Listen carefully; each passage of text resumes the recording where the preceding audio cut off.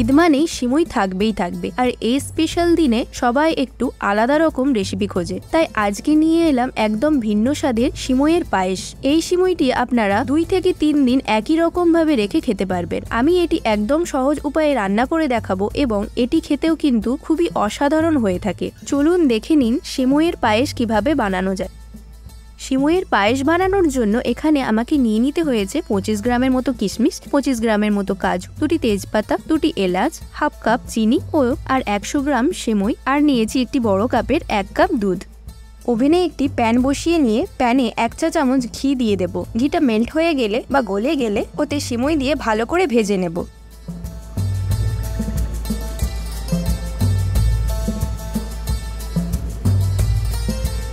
সিমুইটি কিছুক্ষণ ভাজার পর ওতে কিশমিশ আর কাজুটা দিয়ে দিতে হবে। অনেকে কাজু ও কিশমিশ দুধ দেওয়ার পর দেয়। কাজু আর কিশমিশটা সিমুইয়ের সঙ্গে ভেজে নিলে কিশমিশগুলো খেতে খুব ভালো লাগে এবং ফুলে ফেপে টুকু হয়ে যায়।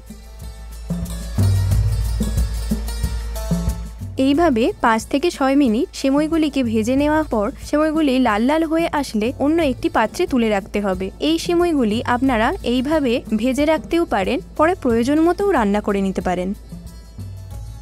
এরপর একটি প্যানে বড় কাপের 1 কাপ দুধ দিয়ে দিতে হবে। তারপর ওই সম পরিমাণে আমি জল দিয়ে দেব।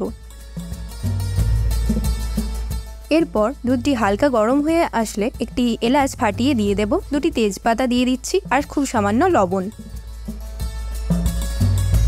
এরপর দুধটি ফুটে উঠলে ওতে দিয়ে দিতে হবে হাফ কাপ চিনি। এরপর ভেজে রাখা সিমুইগুলো দিয়ে দেব।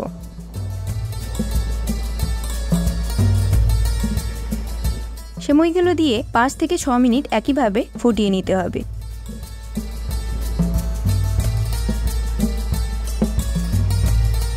সিমুইগুলি একটু গাঢ় হয়ে গেলে গ্যাসের ফ্লেমটা বন্ধ করে দেব। এটি আপনি গরম গরম বা ঠান্ডা করেও সার্ভ করতে পারেন। গরম হোক বা ঠান্ডা, এই সিমুইয়ের জুড়ি মেলা ভার। আবার দেখা হবে পরের ভিডিওতে।